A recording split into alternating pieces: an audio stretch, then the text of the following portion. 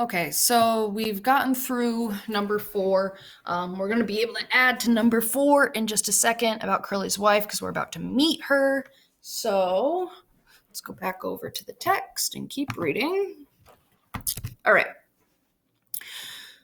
George is afraid that Curly is going to get caught up in fighting Lenny.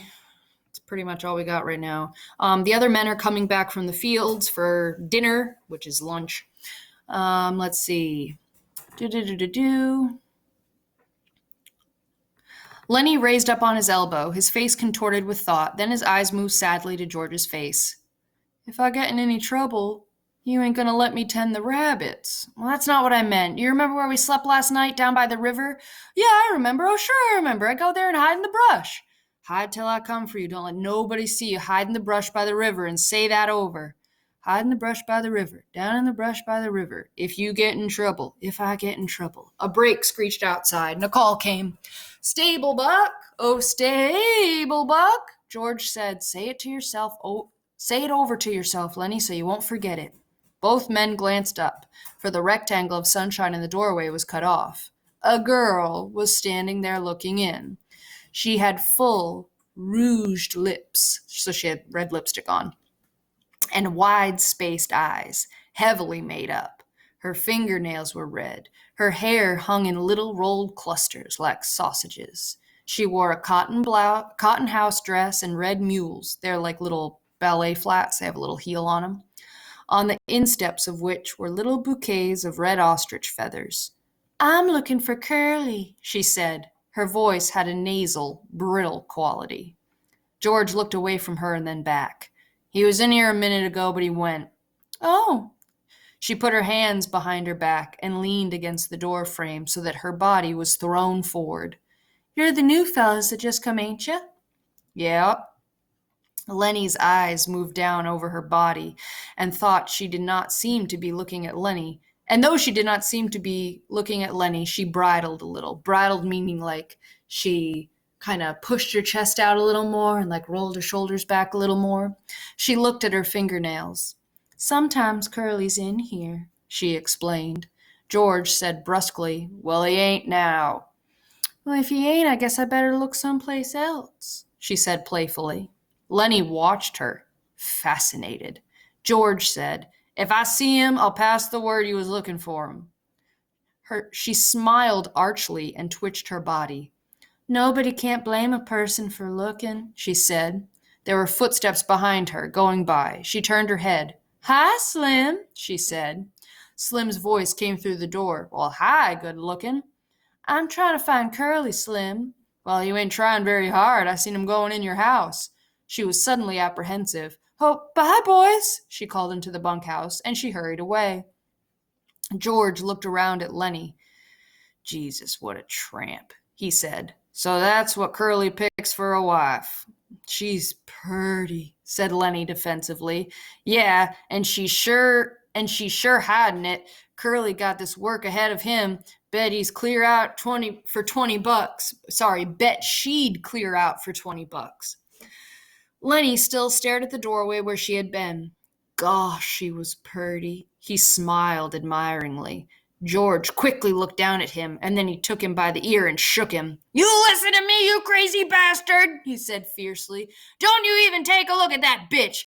I don't care what she says and what she does. I seen 'em poisoned before. Bet I never seen no piece of jailbait worse than her. You leave her be. Lenny tried to disengage his ear. I never done nothing, George. No, you never. But when she was standing in that doorway showing her legs, you wasn't looking the other way neither. I never meant no harm, George. Honest, I never. Well, you keep away from her, 'cause she's a rat trap if I ever seen one. You let Curly take the rap. He let himself in for it, glove full of Vaseline, George said disgustedly. And I bet he's eating raw eggs and writing to the patent medical... Oh, God. And I bet he's eating raw eggs and writing to the patent medicine houses, meaning he thinks he's crazy. Lenny cried out suddenly, I don't like this place, George. This ain't no good place. I want to get out of here. So I think that is question 5. Yes. So what's being foreshadowed in this bit? So George grabs Lenny by the ear, shakes him, says, "You leave her alone, you crazy bastard." And, Lenny kind of freaks out and says, "I don't like it here." So, what is being foreshadowed? Specifically in terms of Curly's wife. Or Curly. Because they're both, trouble. Think about what it could be predicting. All right, final question. Lenny cried out, "I don't like this, I want to leave." "Well, we gotta keep it till we get a steak. We can't help it, Lenny. We'll get out just as soon as we can. I don't like it no better than you do." He went back to the table and set out a new solitaire hand. "I don't like it," he said. "For 2 bits, I'd shove out of here. If we can just get a few dollars in the poke, we'll shove off and go up the American River and pan gold. We can make maybe a couple of dollars a day there, and we might hit a pocket, like a pocket of gold." Lenny leaned eagerly toward him. "Well, let's go, George. Let's get out of here. It's mean here." "No, we gotta stay," George said shortly. "Shut up now. The guys will be coming in." From the washroom nearby came the sound of running water and rattling basins. George studied the cards. "Maybe we ought to wash up," he said. "But we ain't done nothing to get dirty." A tall man stood in the doorway. So this is Slim, and your final question is, how is Slim characterized? A tall man stood in the doorway. He held a crushed Stetson hat under his arm while he combed his long, black, damp hair straight back. Like the others, he wore blue jeans and a short denim jacket. When he had finished combing his hair, he moved into the room, and he moved with a majesty achieved only by royalty and master craftsmen. He was a jerkline skinner, the prince of the ranch, capable of driving 10, 16, even 20 mules with a single line to the leaders. He was capable of killing a fly on the wheeler's butt with a bullwhip without touching the mule. There was a gravity in his manner and a quiet so profound that all talk stopped when he spoke. His authority was so great that his word was taken on any subject, be it politics or love. This was Slim, the jerkline skinner. His hatchet face was ageless. He might have been 35 or 50. His ear heard more than was said to him, and his slow speech had overtones not of thought, but of understanding beyond thought. His hands, large and lean, were as delicate in their action as those of a temple dancer. So, how's he characterized? Rather admiringly. Apparently, he's quite handsome, ageless features, very tall. He has a very commanding presence, and he's someone that everyone else respects, not because they're afraid of him, but because he listens to them and understands them. He smoothed out his crushed hat, creased it in the middle, and put it on. He looked kindly at the two in the bunkhouse. "It's brighter than a bitch outside," he said gently. "Can't hardly see nothing in here. You the new guys?" "We just come," said George. "You gonna buck barley?" "That's what the boss says." Slim sat down on a box across the table from George. He studied the solitaire hand that was upside down to him. "Hope you get on my team," he said. His voice was very gentle. "I got a pair of punks on my team that don't know that don't know a barley bag from a blue ball. You guys ever bucked any barley?" "Well, hell yes," said George. "I ain't nothing to scream about, but that big bastard there can put up more grain alone than most pears can." Lenny, who had been following the conversation back and forth with his eyes, smiled complacently at the compliment. Slim looked approvingly at George for having given the compliment. He leaned over the table and snapped the corner of a loose card. "You guys travel around together?" His tone was friendly. It invited confidence without demanding it. "Sure," said George. "We kind of look after each other." He indicated Lenny with his thumb. "He ain't bright. Hell of a good worker, though. Hell of a nice fellow, but he ain't bright. I've known him for a long time." Slim looked through George and beyond him. "Ain't many guys travel around together," he mused. "I don't know why. Maybe everybody in the whole damn world's scared of each other." "It's a lot nicer if you go around with a guy you know," said George. A powerful, big-stomached man came into the bunkhouse. His head still dripped water from the scrubbing and dousing. "Hi, Slim," he said, and then stopped and stared at George and Lenny. "These guys just come," said Slim by way of introduction. "Glad to meet you," the big man said. "My name's Carlson." "I'm George Milton, and here's Lenny Small." "Glad to meet you," Carlton said again. "He ain't very small." He chuckled softly at his joke. "Ain't small at all," he repeated. "Meant to ask you, Slim, how's your bitch? I seen she wasn't under your wagon this morning." She slang her pups last night," said Slim. "9 of 'em. I drowned 4 of 'em right off. She couldn't feed that many."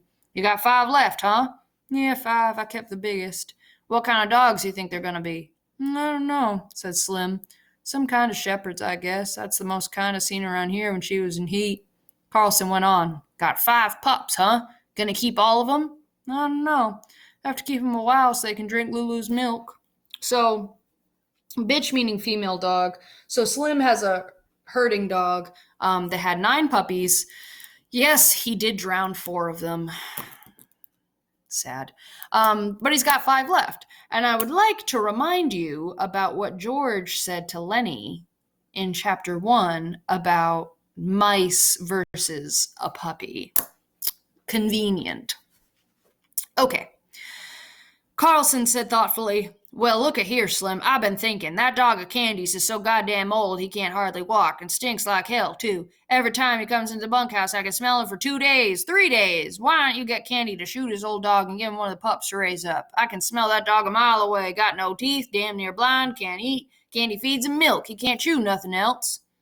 George had been staring intently at Slim. Suddenly, a triangle began to ring outside, slowly at first, and then faster and faster until the beat of it disappeared into the ringing sound. It stopped as suddenly as it had started. "There she goes," said Carlson. Outside, there was a burst of voices as a group of men went by. Slim stood up slowly and with dignity. "You guys better come on while there's still something to eat. Won't be nothing left in a couple of minutes."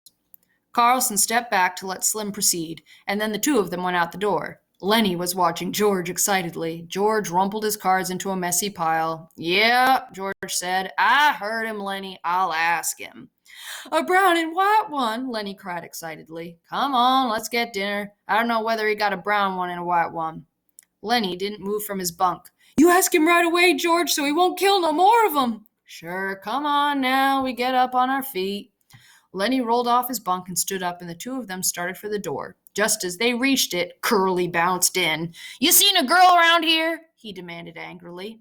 George said coldly, "About half an hour ago, maybe." "Well, what the hell was she doing?" George stood still, watching the angry little man. He said insultingly, "She said she was looking for you."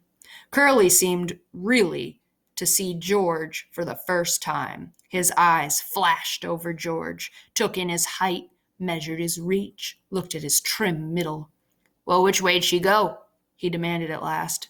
"I don't know," said George. "I didn't watch her go." Curly scowled at him and, turning, hurried to the door. George said, "You know, Lenny, I'm scared I'm going to tangle with that bastard myself. I hate his guts. Jesus Christ! Come on. There won't be a damn thing left to eat."